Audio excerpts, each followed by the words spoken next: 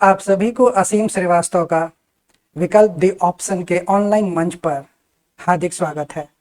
प्यारे अभ्यर्थियों, आज मैं आपको, जैसा कि मैंने अपने पहले क्लासेस में बताया था कि मैं भारत के भूगोल और बिहार के भूगोल में किन किन टॉपिक्स को पढ़ाऊंगा, तो मेरा ये ध्येय है कि मैं, जैसे देखिए, भारत का ये पहला टॉपिक है, भारत के भूगोल का ये पहला टॉपिक है। अब इसमें मेरा ये ध्येय है कि मेरा ये, देखिए, ये टॉपिक है भारत के भू आकृतिक प्रदेश या भौतिक प्रदेश। तो मैंने ये सोचा है कि अब तक बीपीएससी के द्वारा आयोजित मुख्य परीक्षाओं में इस टॉपिक से जो भी प्रश्न आए हैं, पहले मैं उनको आपके सामने प्रस्तुत करूंगा कि उनका आंसर कैसा अच्छा होना चाहिए, कैसे उसके उत्तर को लिखेंगे, ये सब चीज़ बता दूंगा। और उसके बाद मैं इस टॉपिक को ही पूरा पढ़ा दूंगा। इस तरह से होगा क्या कि हर टॉपिक को भी बढ़ा दूंगा और उस टॉपिक से जितने भी सवाल पिछले वर्षों में बीपीएससी द्वारा आयोजित मुख्य परीक्षा में पूछे गए हैं वो भी मैं आपसे डिस्कस कर दूंगा। इसके अलावा जब मैं ये टॉपिक आपको पढ़ाऊंगा तो इनके अलावा भी जितने प्रश्न बन सकते हैं, दीर्घ उत्तरीय प्रश्न और लघु उत्तरीय प्रश्न, मैं वो भी आपके समक्ष उसको भी डिस्कस कर दूंगा। इस तरह से इन टोटलिटी, पूरे हॉलिस्टिक अप्रोच के साथ एक एक टॉपिक कंप्लीट होता चला जाएगा। तो अब देखिए, इसमें जो भारत के भूगोल का पहला टॉपिक है, भारत के भू आकृतिक प्रदेश, या हम उसको भौतिक प्रदेश भी कह सकते हैं। इंग्लिश में हम लोग इसको फिजियोग्राफिक रीजन्स ऑफ इंडिया बोलते हैं। अब इसमें देखिए, मैंने आपके लिए काम किया हुआ ये एक ट्रेंड एनालिसिस है। सबसे पहले, बहुत ही पहले 1993 में 39वीं बीपीएससी की जब मुख्य परीक्षा हुई थी तो इसमें एक सवाल पूछा गया, प्लेट विवर्तनिकी सिद्धांत के आधार पर हिमालय की उत्पत्ति की व्याख्या कीजिए। ये प्रश्न पूछा गया 39वीं बीपीएससी में। अब इस सवाल को हम कैसे लिखेंगे, मैं आज अब इस वीडियो में, इस लेक्चर में मैं आपको बताने वाला हूं। तो देखिए, इसके बाद से कभी भी ये सवाल इस टॉपिक के अंतर्गत बीपीएससी ने पूछा नहीं है। अब काफी दिन हो गए हैं तो संभव है कि ये सवाल पुनः आए, लेकिन ये सवाल जिस समय पूछा गया उस समय लघु उत्तरीय प्रश्न नहीं, दीर्घ उत्तरीय प्रश्न होते थे। तो जिस समय पूछा गया उस समय 38 अंक का ये सवाल था, लेकिन आने वाले समय में इस सवाल को 7 या 8 मार्क्स में भी, 7 या 8 अंकों में भी पूछा जा सकता है। तो दोनों ही दृष्टिकोण से हम लोग देख लेते हैं। 38 नंबर के सवाल से के दृष्टि से इसमें हम क्या क्या लिखेंगे, और 7 या 8 नंबर का अगर ये सवाल आ गया तो हम क्या लिखेंगे। ठीक है, तो शुरू करते हैं इस सवाल का उत्तर लेखन।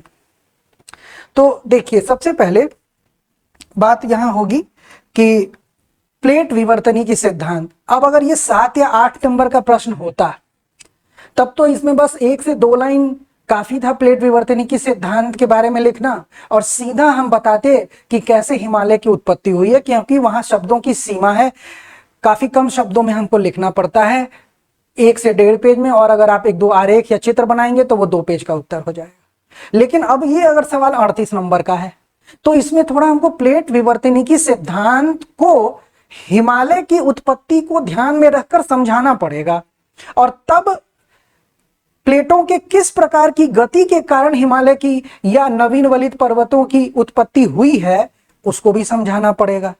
तो करेंगे क्या, सबसे पहले तो एक हम लोग इंट्रोडक्शन देंगे, भूमिका, और भूमिका में हम लोग क्या बताएंगे कि इस सिद्धांत के प्रतिपादक कौन है, प्रतिपादकों के बारे में बता देंगे हम लोग।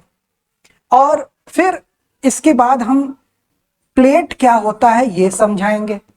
फिर हम लोग समझाएंगे कि विवर्तनिकी क्या होती है, ये भी समझा देना होगा। फिर हम ये समझाएंगे कि विवर्तनिकी कहां होती है। तो फिर इसके लिए हम लोगों को प्लेट सीमा और सीमांत को समझना पड़ेगा।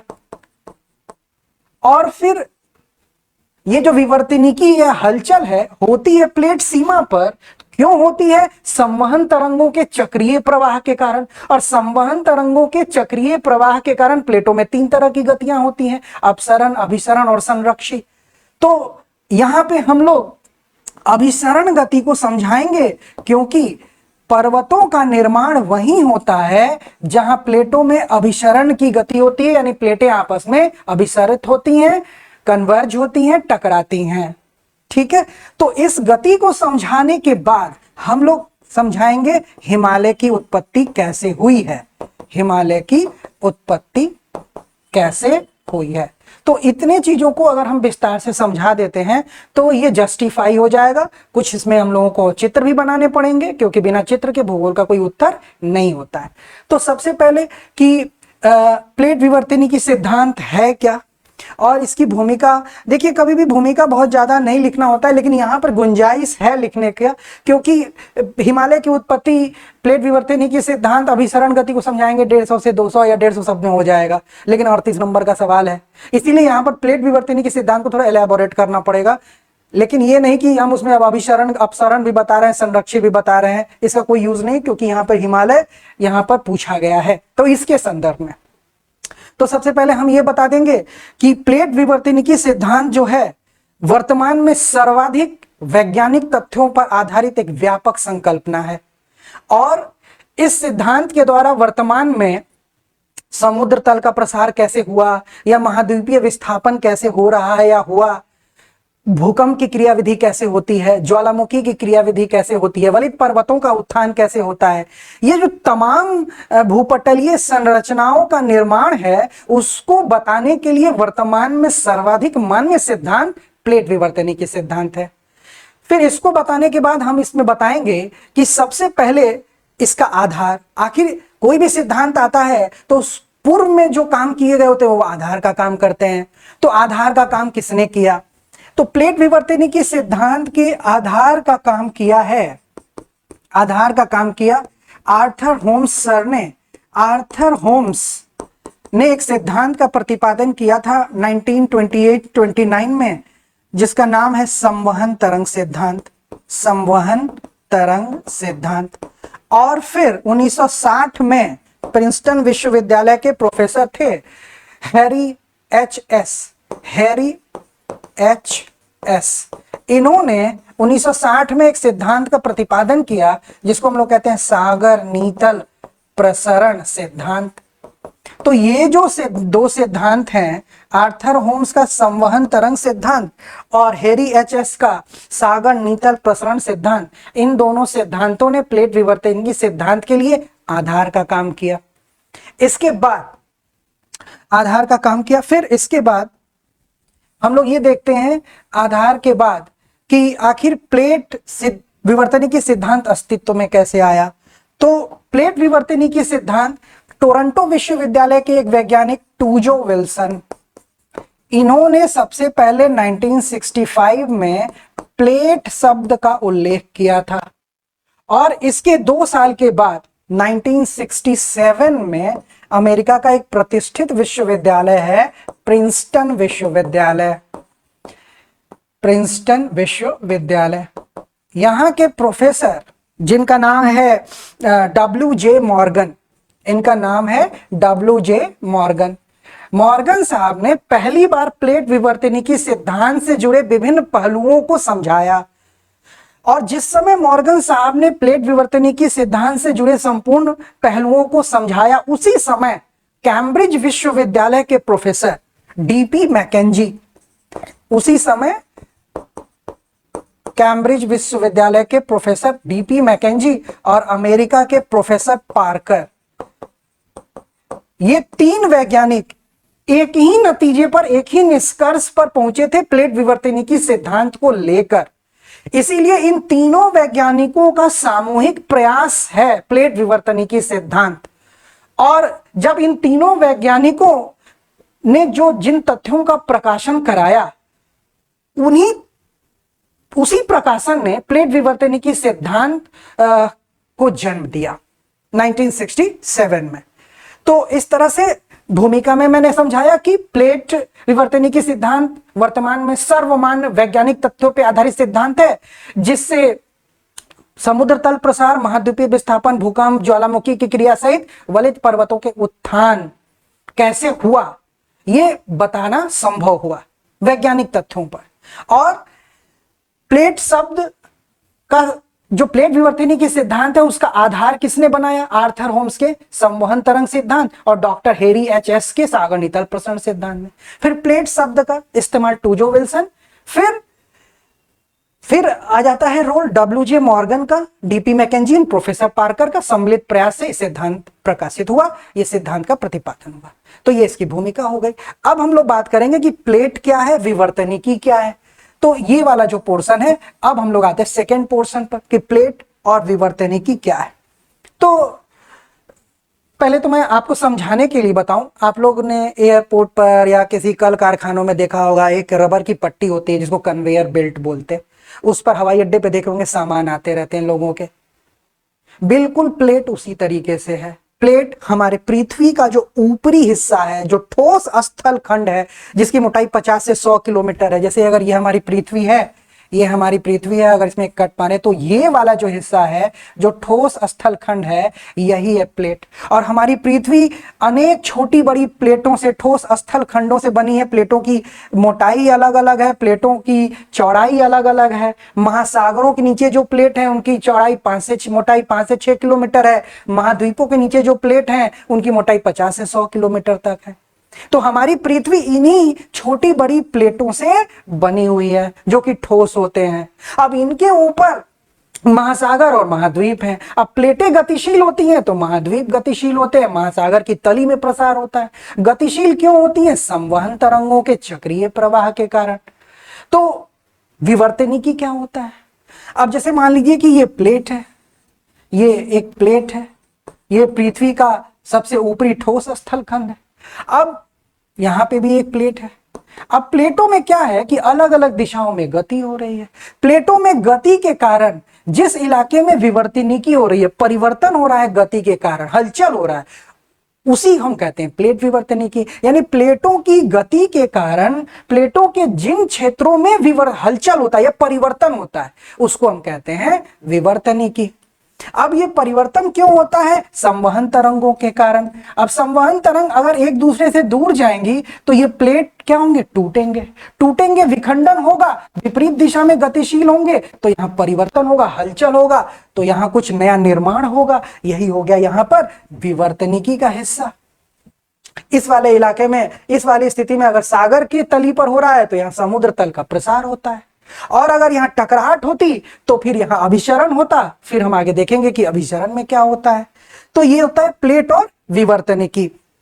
तो कहने का मतलब है कि हमारी जो पृथ्वी है छोटी बड़ी ठोस स्थल खंडों से बनी हुई है, और एक बार प्लेटों में विखंडन हो जाए या प्लेटों का निर्माण हो तो इनमें अलग अलग दिशाओं में गतिशीलता है, और अलग अलग दिशाओं में गतिशीलता संवहन तरंगों के कारण है। फिर बात यहां पे ये करना होगा, जैसे कि मैंने यहां दिखाया कि प्लेट और विवर्तनिकी को समझाया, तो फिर प्लेट, सीमा और सीमांत क्या होता है? क्योंकि बिना प्लेट, सीमा और सीमांत को समझाए हम समझ ही नहीं पाएंगे कि आखिर विवर्तनिकी कहां होता है। तो विवर्तनिकी का संबंध प्लेट सीमा से है। इसको भी समझने का प्रयास करते हैं कि क्या है। तो देखिए यहां हम एक प्लेट बना दिए, ये एक प्लेट मान लिए, यहां पे भी एक प्लेट बना दिए, एक ये भूपटल का प्लेट है। तो किसको कहते हैं? सीमांत। देखिए ये वाला जो हिस्सा है इसको हम सीमांत बोलते हैं, ये वाला हिस्सा सीमांत कहलाता है। मार्जिन हम लोग इसको इंग्लिश में बोलते हैं, सीमांत। ठीक है, यानी कि प्लेट का जो किनारा या छोर होता है वो प्लेट सीमांत होता है। अब दो प्लेटों का जो सीमांत है एक कॉमन सीमा पर आकर मिलता है। जैसे कि ये प्लेट आपस में मिलेंगे, यहां देखिए ये मिल गए अगर, तो क्या हुआ? इसका सीमांत और इसका सीमांत जब मिला तो एक सीमा बन गया, इसको कहते हैं सीमा। यानी दो प्लेट सीमांत का जो कॉमन क्षेत्र होता है वो दो प्लेटों के बीच का भाग, यानी दो प्लेटों के बीच का भाग प्लेट सीमा कहलाता है। और ये हो जाएगा फिर सीमांत, इधर सीमांत हो जाएगा। तो ये है प्लेट बाउंड्री और ये है प्लेट मार्जिन। अब अगर यहां पर संवहन तरंगों का अपसरण गति होगी तो ये प्लेट टूटेंगे, विपरीत दिशा में जाएंगे, तो हुआ ना परिवर्तन। तो यहां विवर्तनिकी हुई, यानी ये प्लेट और ये विवर्तनिकी का क्षेत्र। और अगर संवहन तरंगे विपरीत दिशा में गतिशील नहीं होंगी बल्कि एक दूसरे की ओर आती हैं संवहन तरंगे इस तरीके से, और चक्रीय प्रवाह होता है, इसको भी कभी मैं आपको समझा दूंगा। हालांकि ये भारत के भूगोल में नहीं पढ़ना, भौतिक भूगोल में पढ़ना है। और जो लोग भी आप लोग मेंस दे रहे हैं ये लोग आप फिजिकल ज्योग्राफी में पढ़े ही होंगे। तो यहाँ देखिए अगर संवहन तरंगे एक दूसरे की ओर आएंगी तो क्या होगा, ये दोनों प्लेटें एक दूसरे की ओर आएंगी, टकराएंगी।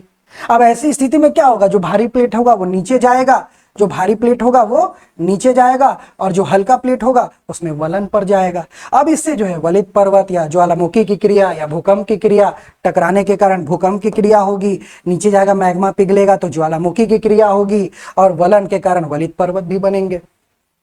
तो इस तरह से जो भी विवर्तनिकी की क्रिया होती है वो सीमा वाले इलाके में होती है, जहां दो प्लेटों का सीमांत आकर मिलता है। इस तरह से प्लेट सीमा क्या होता है और प्लेट सीमांत क्या होता है, अब आपने ये भी समझा। अब आप ये समझिए कि प्लेटों में तीन तरह की गतियां होती हैं। एक गति को बोलते हैं अपसरण यानी कि कन्वर्जेंस,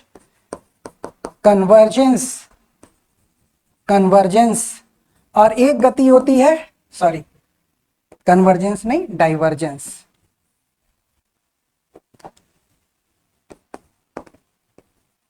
डाइवर्जेंस।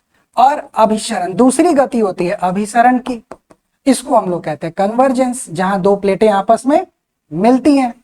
और तीसरी गति होती है संरक्षी गति, कंजर्वेटिव गति, उसको कंजर्वेटिव बोलते हैं। तो यहां पर पर्वतों के निर्माण का संबंध अभिसरण से है। तो सबसे पहले हम अब बताएंगे कि प्लेटों में जब अभिसरण की गति होती है तो क्या होता है। और इससे पहले आप जानिए कि प्लेटें महाद्वीपीय भी हो सकती हैं, अगर सिर्फ और सिर्फ महाद्वीप के नीचे, अगर सिर्फ और सिर्फ महासागरों के नीचे तो महासागरीय भी हो सकती हैं। लेकिन अधिकांश प्लेटें महाद्वीपीय भी हैं और महासागरीय भी हैं। सिर्फ प्रशांत महासागरीय प्लेट ही एक ऐसा प्लेट है जो पूरी तरह से सागरीय भूपर पट्टी का बना हुआ है। तो ये जो अभिसरण की प्रक्रिया होगी वो तीन प्रकार की हो सकती है। जब टकराने वाली दोनों प्लेटें महाद्वीपीय हो, या टकराने वाली दोनों प्लेटें एक महाद्वीपीय हो एक महासागरीय हो, या टकराने वाली दोनों प्लेटें महासागरीय हो। तो अभी मैं आपको एक उदाहरण के साथ ये समझाना चाहता हूं कि अभिसरण में होता क्या है। तो प्लेटों की जो अभिसरण गति है उसमें होता क्या है, इसको आप समझ लेंगे। तो मान लीजिए कि एक प्लेट जो है वो महासागरीय है और एक प्लेट जो है वो महाद्वीपीय। महाद्वीपीय प्लेट की मोटाई अधिक होती है, महासागरीय प्लेट की मोटाई कम होती है। तो ये महासागरीय क्रस्ट है भूपर पट्टी, और ये महाद्वीपीय क्रस्ट है। अब यहां जो है ये चूंकि महासागरीय है, इसमें यहां जल होगा, ये सी लेवल होगा। अब क्या है कि चूंकि अभिसरण होता है तो संवहन तरंगे एक दूसरे की ओर गतिशील होती हैं। ये कन्वेक्शनल करंट्स जो हैं संवहन तक गतिशील होती हैं। तो ये दोनों प्लेटें लगातार एक दूसरे की ओर आती हैं। अब ऐसी स्थिति में जब ये दोनों प्लेटें टकराएंगी तो जो प्लेट भारी होती है उसका क्षेपण सबडक्शन होता है, जो हल्की होती है उसका वलन होता है, उसमें फोल्ड पड़ते। तो किसका कौन सा प्लेट भारी होता है, तो आमतौर पे जो महासागरीय क्रस्ट वाली प्लेटें तो उनके घनत्व तो अधिक होता है। इसके कारण जब और महाद्वीपीय प्लेटों का घनत्व तो तुलनात्मक रूप से कम होता है। ऐसी स्थिति में जब टकराहट होती है तो महासागरीय क्रस्ट नीचे की ओर सबडक्ट यानी क्षेपित हो जाता है और महाद्वीपीय प्लेट में इस तरह से मोड़ पड़ जाते हैं और इस तरीके से वलित पर्वत फोल्ड बन जाता है। अब इसमें क्या होता है कि अगर ये प्लेट नीचे काफी गहराई में जाता है, अब ये आप जानते हैं ये वाला इलाका क्या है, ये वाला इलाका दुर्बल मंडल है, स्टेनोस्फेयर है, जहां जो है पृथ्वी तरल अवस्था में है।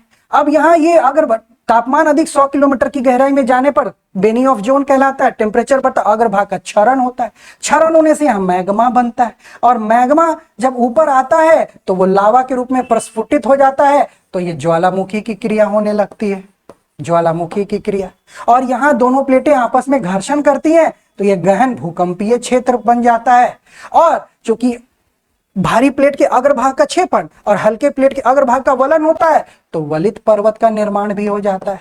तो इस वाली स्थिति में अगर मान ले कि ये महासागरीय प्लेट नज़्का प्लेट है, नज़्का जो कि प्रशांत महासागरीय प्लेट का ही एक हिस्सा है, और इसको मान ले कि ये दक्षिण अमेरिकी प्लेट है, तो इस वाली स्थिति में क्या होगा कि जब टकराने वाली एक प्लेट महासागरीय हो और दूसरी प्लेट महाद्वीपीय हो तो देखिए यहां गर्त बन रहा हुआ है।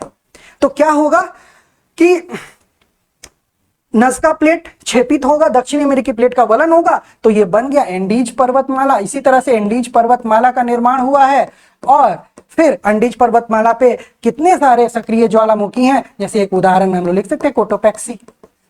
और फिर गर्त भी बने हैं, तो भूकंप भी, तो भूकंप, गर्त, ज्वालामुखी, वलित पर्वत सबकी व्याख्या करा देता है प्लेट विवर्तनिकी सिद्धांत की अभिसरण गति। अब इसी क्रियाविधि से हिमालय की उत्पत्ति भी हुई है। तो अब हम लास्ट जो क्वेश्चन है कि प्लेट विवर्तनिकी सिद्धांत के अनुसार हिमालय की उत्पत्ति को समझाइए। तो जब हम अभिसरण को भी समझा दिए तो अब हम हिमालय की उत्पत्ति को समझाएंगे। अब आप जानते हैं कि आज से कार्बोनिफेरस युग में, आज से लगभग 25 करोड़ साल पहले संपूर्ण स्थलखंड एक साथ संलग्न थे, जिनको पेंजिया कहा जाता था। चारों तरफ विशाल जलीय भाग था, पेंथालासा था। एक महान भूगर्भिक हलचल हुआ, पेंजिया में विभंजन हुआ, स्थलखंड 2 दिशाओं में, उत्तर तथा पश्चिम की दिशा में गतिशील हो गया। तो जो भारतीय भूमि है, जो प्राचीनतम गोंडवाना लैंड का हिस्सा है, वो जब अफ्रीका और अरब से टूटा तो उत्तर पूर्व दिशा की ओर गतिशील हुआ। और ये सवाल पूछता भी है ना पीटी वगैरह में कि भारतीय प्लेट किस दिशा में गतिशील है, तो उत्तर पूर्व दिशा में गतिशील है। तो फिर भारतीय प्लेट, अब ये हलचल हुआ तो इससे जल और थल में भारी परिवर्तन देखने को मिला। अब जैसे ये देखिए, मैं बताने का प्रयास करूं कि इस तरह से ये भारतीय, ये यूरोप है, और इस तरह से जब ये महान विभंजन हुआ तो उत्तर में ये अंगारा लैंड बना, ये अंगारा लैंड। और ये पूरा दक्षिण वाला इलाका, ये दक्षिण वाला इलाका जो है, ये पूरा गोंडवाना लैंड का हिस्सा था, गोंडवाना लैंड का। और जल और थल के वितरण के कारण क्या हुआ, यहां पर बीच में एक क्षैतिज जलीय भाग, कम गहरा छिछला एक भूसन्नति बन गया, भूसन्नति बन गया। और इसी भूसन्नति को हम लोग कहते हैं टेथिस सागर, इसको हम लोग कहते हैं टेथिस सागर। उत्तर में अंगारा लैंड, नीचे गोंडवाना लैंड। और भारतीय प्लेट जो है वो लगातार, भारतीय प्लेट उत्तर पूर्व दिशा में गतिशील थी। और इधर कौन सी प्लेट है, यूरेशियाई प्लेट है। तो भारतीय प्लेट और यूरेशियाई प्लेट का अभिसरण हुआ, इधर से ये, इधर से ये, अभिसरण यानी टकराहट। तो बीच में जो ये टेथिस भूसन्नति है, इसमें अवसादों का निक्षेपण होता रहा, अवसादों का निक्षेपण होता रहा, दोनों प्लेट एक दूसरे के निकट आते रहे। और जब टकराए तो चूंकि दोनों प्लेटों का महाद्वीपीय हिस्सा टकराया, दोनों प्लेटों का नेचर एक जैसा है, लेकिन भारतीय प्लेट का घनत्व तो मामूली अंतर से यूरेशियाई प्लेट से अधिक है। ऐसी स्थिति में भारतीय प्लेट का क्षेपण हुआ अग्रभाग का और यूरेशियाई प्लेट का वलन। और जब वलन हुआ तो इस जो टेथिस सागर अवसादों से पूरा भर गया, इस इलाके में अवसादों से जब पूरा भरा तो उन्हीं अवसादों का वलन हुआ और यहाँ पे हिमालय पर्वतमाला अस्तित्व में आ गया। तो इस चीज को अगर हम प्लेट्स, वो चित्र के माध्यम से दिखाने का प्रयास करें तो यहां हम दिखाएंगे कि इस तरह से हम ये दिखा सकते हैं कि ये भारतीय प्लेट है ये, और यहां हम लोग टेथिस भूसन्नति दिखा देंगे, और ये यूरेशियाई प्लेट। इस तरीके से ये भारतीय प्लेट और यूरेशियाई प्लेट, ये टेथिस भूसन्नति है। ये इसमें मैं जल भर देता हूं, मतलब बताने के लिए कि ये टेथिस सागर है या टेथिस भूसन्नति। और ये जो है वो यूरेशियाई प्लेट है, यूरेशियाई प्लेट। और यहाँ इंडो ऑस्ट्रेलियन, भारतीय सह ऑस्ट्रेलियाई प्लेट है, लेकिन हम लोग भारतीय प्लेट लिखते हैं क्योंकि टकराने वाला हिस्सा भारतीय भूमि वाला है, इसीलिए भारतीय प्लेट। अब यहाँ क्या हो रहा है, यहाँ पर लगातार ये दोनों प्लेटें, क्योंकि भारतीय प्लेट टूटने के बाद गोंडवाना लैंड से वो उत्तर पूर्व दिशा की ओर गतिशील होकर यूरेशियाई प्लेट से टकराई, यानी अभिसरण हुआ। तो इसका क्या मतलब हुआ कि इन संवहन तरंगे का जो चक्रीय प्रवाह है वो एक दूसरे की ओर। यही क्रियाविधि लाखों करोड़ों वर्षों तक जारी रही और धीरे धीरे ये दोनों प्लेट एक दूसरे की ओर बढ़ते चले गए और टेथिस सागर का संकुचन होता चला गया। संकुचन होने से इसमें अवसादों का तो निक्षेपण नदियों के द्वारा हो ही रहा था, ये बढ़ता भी चला गया और दबता भी चला गया। बढ़ता चल, इसकी गहराई बढ़ती चलेगी और अवसाद भी इसमें बढ़ते चले गए। जलीय क्षेत्र एक दिन अवसादों का समाप्त हो गया और जब ये टकराया तो यूरेशियाई प्लेट के अग्रभाग का वलन होने से ये अवसाद ही, जो इसमें अवसाद भर गए थे, इन्हीं अवसादों का वलन होने से हिमालय पर्वतमाला अस्तित्व में आ गया। ये हम कह सकते हैं अवसादों का निक्षेपण हो रहा था। तो इसको हम इस तरह से दिखा सकते हैं कि ये दोनों प्लेट जब आगे टकराए तो ये भारतीय प्लेट का क्षेपण और यूरेशियाई प्लेट का वलन और इन अवसादों का ही उत्थान हुआ तो हिमालय पर्वतमाला बन गया, ये खाई बनी, कालांतर में इसी में नदियां उतरी, अवसादों का निक्षेपण की, उत्तर भारत का मैदान बन गया, ये अभिसरण हो गया, ये यूरेशियाई प्लेट, ये भारतीय प्लेट और ये हिमालय पर्वतमाला। इस तरह से प्लेट विवर्तनी के सिद्धांत हिमालय पर्वतमाला की उत्पत्ति को वैज्ञानिक ढंग से समझाता है। और भारतीय प्लेट आज भी गतिशील है। भारतीय प्लेट की गति माना जाता है कि आज भी 5 सेंटीमीटर प्रति वर्ष है और इसके कारण से लगातार भारतीय प्लेट और यूरेशियाई प्लेट में अभिसरण हो रहा है। और यह माना जाता है कि भारतीय प्लेट के कारण, अभिसरण के कारण, इस गति के कारण हर साल हिमालय की ऊंचाई 5 मिलीमीटर प्रति वर्ष की दर से हिमालय की ऊंचाई बढ़ भी रही है। तो प्लेट विवर्तनी के सिद्धांत के कारण सिर्फ हिमालय पर्वतमाला का ही नहीं, हिमालय पर्वतमाला की तरह ही नवीन वलित पर्वतमाला, एंडीज है, आल्प्स है, इन सब का भी उत्थान हमको वैज्ञानिक ढंग से पता चल पाता है। तो यहाँ तो दोनों टकराने वाली प्लेटें महाद्वीपीय हैं। जब टकराने वाली एक प्लेट महासागरीय हो, एक महाद्वीपीय, तो एंडीज पर्वतमाला, और जब टकराने वाली दोनों प्लेटें महासागरीय हो तो जापान के द्वीप का उत्थान होता है। इस तरह से हिमालय क्या है? एक महाद्वीपीय वलित पर्वत है। एंडीज पर्वतमाला क्या है? यहाँ जो दक्षिण अमेरिका के पास ये जो यहाँ पर एंडीज पर्वतमाला है, ये क्या, ये तटीय वलित पर्वत है। और जापान के द्वीप चूंकि द्वीप है इसीलिए वो द्वीपीय वलित पर्वत है। इन सब की व्याख्या प्लेट विवर्तनी की सिद्धांत की अभिसरण गति से ही होती है। ये सब चीजें आपको समझाना था। उम्मीद करता हूं आपको ये क्लास अच्छा लगा होगा। मैं जल्द ही आपके समक्ष उपस्थित होऊंगा एक नए, जो इसमें मैंने दिखाया है आपको यहाँ पे, ये जो दूसरा सवाल है, प्रायद्वीपीय भारत की संरचना तथा विकास की विवेचना करिए। इस सवाल को हम लोग अपने नेक्स्ट क्लास में डिस्कस करेंगे। तब तक के लिए आपका बहुत बहुत धन्यवाद। उम्मीद करता हूं आपको ये लेक्चर पसंद आया होगा। Thank you so much.